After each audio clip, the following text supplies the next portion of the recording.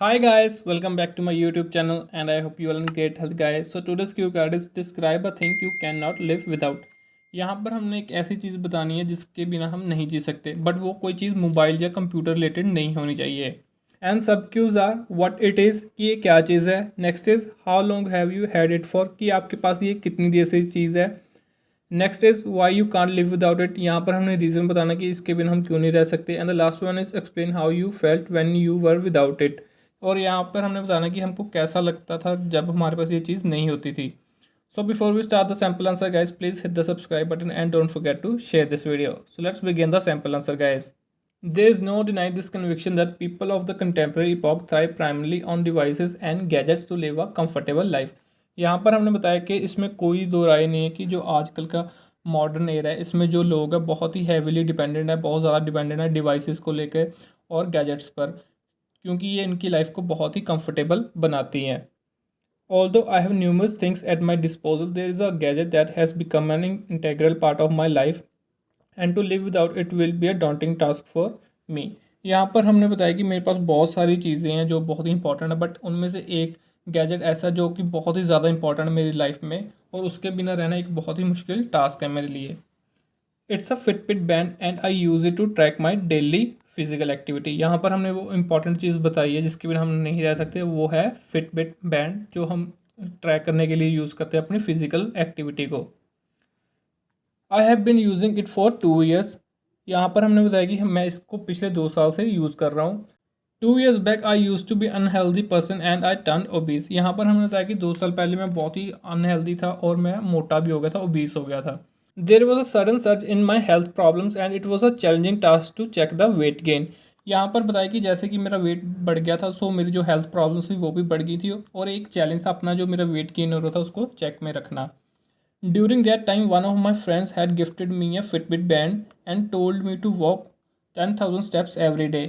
कि उसी दौरान मेरे एक दोस्त ने मुझे ये फिट बैंड गिफ्ट किया और उसने मुझे बताया कि मुझको रोज़ 10,000 स्टेप्स चलने हैं. He strongly advocated that walking is the best exercise and medicine, and by tracking my daily walking routine, I could lose tremendous weight. यहाँ पर हमने ये बताया कि मेरे दोस्त ने मुझे ये बताया कि जो वॉकिंग ये बेस्ट एक्सरसाइज है और मेडिसिन है. इससे क्या है कि हम बहुत सारा वेट अपना लूज़ कर सकते हैं और जो ये फिट बैंड है ये हमें हेल्प करेगा ट्रैक करने के लिए जो हमारी वॉकिंग रूटीन है, हम कितना चल रहे हैं.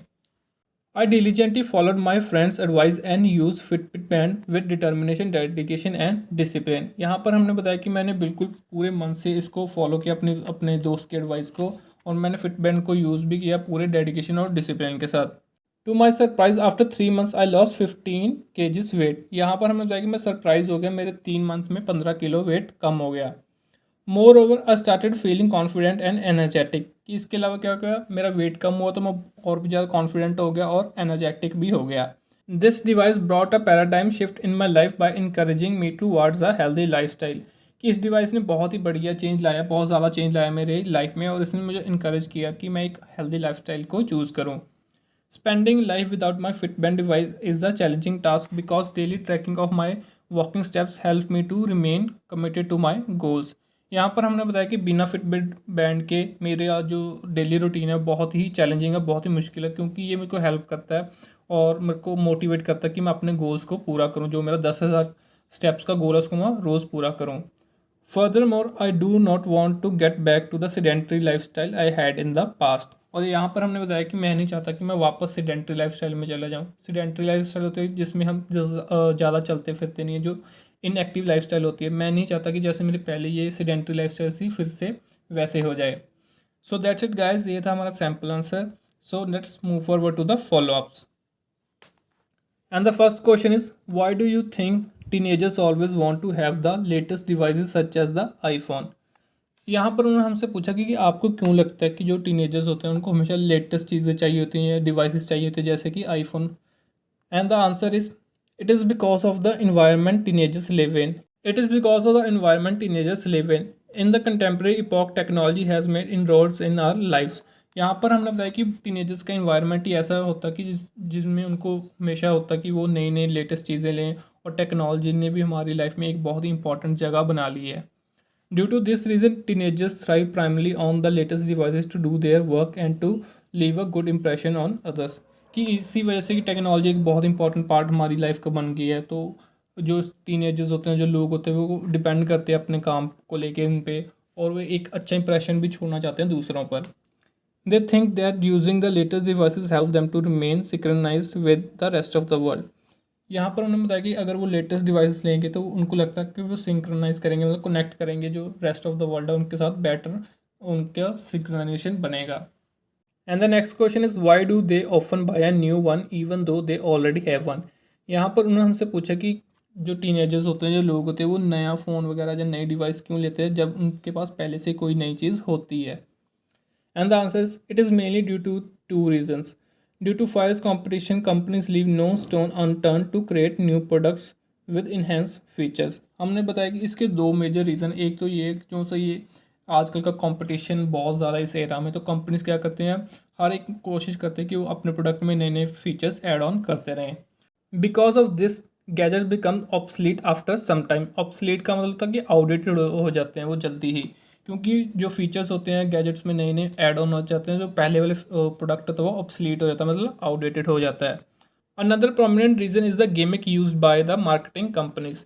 दूसरा यहाँ पर हमने मेजर रीज़न बताया कि जो मार्केटिंग कंपनीज होती हैं वो क्या क्या गिमिक की स्ट्रैटेजी यूज़ करती हैं। गिमिक का मतलब होता है कि लोगों को अट्रैक्ट करती हैं, खींचती हैं अपनी तरफ अपनी मार्केटिंग स्किल्स के साथ।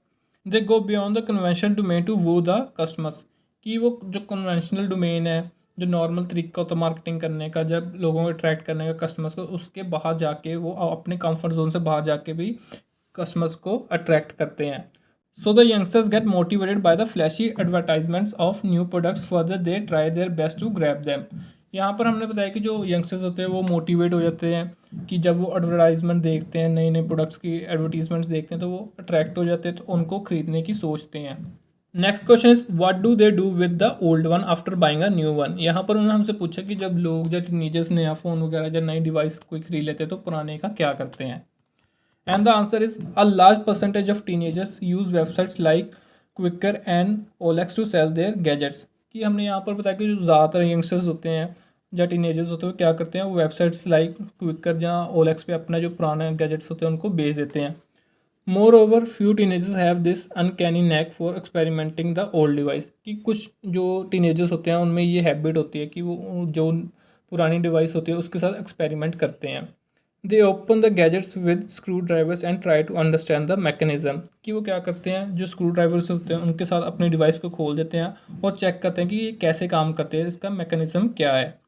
Further more some teenagers pass their old gadgets to their siblings and parents. तो कुछ क्या करते हैं, ये टीनेजर्स क्या करते हैं, जो अपना पुरानी डिवाइस होती है वो अपने किसी सिबलिंग को या पेरेंट्स को दे देते हैं। And the last question is how hard is it for parents to convince their children not to buy an expensive phone.